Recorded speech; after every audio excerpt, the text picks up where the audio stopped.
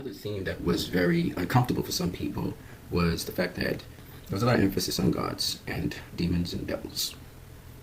And a lot of people were uncomfortable with that because, especially in the United States of America and England, they tried to separate church from state, that they felt that that should be separated from a movie. Now, the first thing these guys have to understand is DC's always been about gods in Greek mythology. In Greek mythology, Judeo-Christian mythology, Hindu mythology, Egyptian mythology, they're all used and incorporated in this film. But also you have to understand that DC incorporates this in their comics. And therefore you see the new gods, for instance, that I'm going through here, Apocalypse, etc. And of course there's a lot of Judeo-Christian themes, a lot of Egyptian themes, a lot of Greek themes that have been utilized by the people who've been writing and illustrating these comics. And there's a great history on it, so you can go ahead and check that out. Now, with respect to the symmetry between this movie and specifically Jesus Christ, they did it on Easter for a reason, okay? You can see some of the similar imagery here. This is captured when you have Christ and his disciples, you have Superman and his disciples. Here we see the death of Christ, and here we have Superman who has died, the resurrection of Christ, and we have this indication that Superman might be resurrected. We have the Son of God analogy between Christ and the Son of El, of Superman. We have Superman making the sign of the cross in Mind of Steel before he leaves, showing that he bridges the gap between humanity and the Krypton's people. A cross is a bridge, basically. And then we have the symbolism of Superman facing hopelessness, and Christ giving hope to the world by facing its hopeless situation, death on the cross. Christ inspiring people to have hope. We have Superman inspiring Wonder Woman and Batman to have hope. We have the Justice League being formed. We have the followers of Jesus Christ being formed after his death. Savior concept, where Superman is saving everyone, and we have Christ saving everyone. We have the concept of some of the world hating him, some of the world loving him, being controversial, Christ being the same.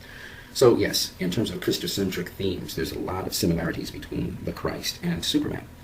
We even have Superman being called a false god, and Christ being called a false god by people who were supposed to be advocates of him. So, I mean, throughout the movie we see Lex Luthor as almost a demon here, as the devil setting up Superman, trying to get him to be flawed, trying to get him to look evil, otherwise he has to kill him. And this is the same thing with the devil and Christ. When the devil met Christ, he tried to get him to be flawed. If that didn't work, he tried to kill him. We also see the similarities between the Egyptian horse and Superman, having almost an identical story to that of Christ. We also see it in the Greek mythos, where we had correctors who again sacrificed their lives for mankind. I think people are offended because this movie came out in the Easter, and it ran in alignment with a Judeo-Christocentric theme. But when you really pay attention to it, when you really look at it at its core, this movie wasn't really focused on that, though it did use it as a springboard to bring out people who may have had Christocentric backgrounds to watch the theme, because it does parallel a lot of Christocentric themes. And I think Zack Snyder, he used that Christocentric story to go deeper into the human psyche. So the human psyche accepts certain things as good and certain things as bad. But that doesn't mean you label an entire person or entire population of people or a particular demographic based on one or two choices they have made. You have to look at the volume of choices that they have made. And this is the point Zack Snyder was making throughout the film. And while there may have been these Judeo-Christian backdrops or these Egyptian backdrops, lots of films try to address what makes us human. And if you think of iRobot, for instance, is being human being just flesh and blood? Is being human being a human being?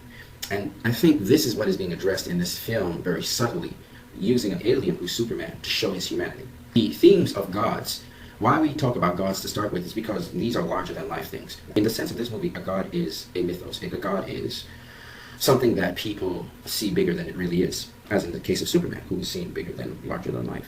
Wonder Woman, the same thing. Wonder Woman, she's stronger than the average person. She's been around a very, very long time, 5,000 years. That's the mythos part. This was a person that represented certain ideals, and the ideals passed on with the mythos. All of the superhero films really are about attributes and qualities, and all the other stuff is just to sort of center around these attributes and qualities. And this movie confronts that. It forces people to have to consider God, because if you have super beings in your universe, they're going to be considered gods. They're going to be considered powerful beings greater than human beings. And human beings are going to either idealize them or hate them. But either way, they're going to be treated like gods. And so I think Zack Snyder did an excellent job of showing how the same person can look at a superior being and consider them a demon or consider them a god. Talking anything about anything superior to mankind or something higher or greater is not allowed in the discussion. It stops at us. Somehow we're the center of the universe. And I think this was the conversation being made in the movie. That this movie challenges the boundaries, because Superman's existence challenges the boundaries that we are the most important thing in the universe, that we are the center of the universe. We're not. And then the other thing that it challenges, which I think a lot of people got lost with, was the long preamble by Tyson, where he was talking about Basically, he was saying that people deify gods or they vilify devils. And in this case, Superman comes on the scene after so many years and after all the Greek mythos that has come down, Prometheus being cast down by Zeus. And now Superman comes in the face of all of that and says, here I am. So they're aliens, but maybe they're not even gods, maybe they're not even devils. Maybe they're just other beings, and we're not really that special, and that all mythos is not really true. So he comes in with a sort of almost, not atheistic, because he can't be atheistic, but he's saying the way how we think of the world has just changed with Superman coming on the scene. One, we're not that special, and two, Superman comes in and challenges everything we knew about mythos, our God and devils and stuff. So Zack Snyder comes and introduces another theme, which is not exceedingly popular among people. He's not saying he's an atheist, he's not saying he's religious. He's saying that Superman comes into the scene and now has us all confused. What he's promoting is that they're aliens, and they're here throughout the movie. Even though he's lined up the movie with a Christocentric theme, he doesn't mean that Zack Snyder is Christocentric. So it's really one of those things where, at the end of the day, when you listen to what Zack Snyder has been doing in this film, it could rub a number of people the wrong way, but it's very sincere, putting forth the fact that we need to judge people based on their actions, not judge them based on stereotype of them or one decision that they made that was wrong, and then we stigmatize them with that.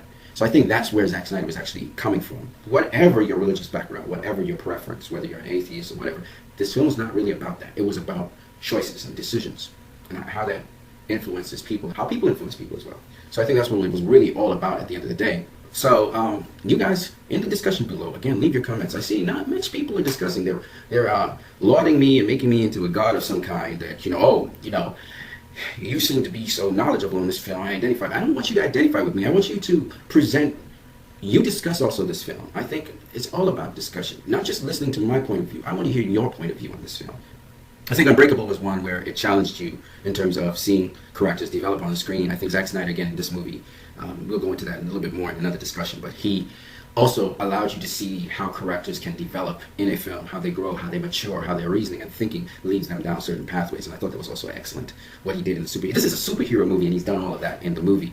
Some people call it a clustered film. I don't think it's a clustered film. I think it's a film that you can always go and rewatch and see something new every time, every take. That's what I think. I don't think it's clustered at all. Anyway, I got to go and do some work, but I thought I would leave these thoughts with you guys. You guys have a great one, and leave your comments below.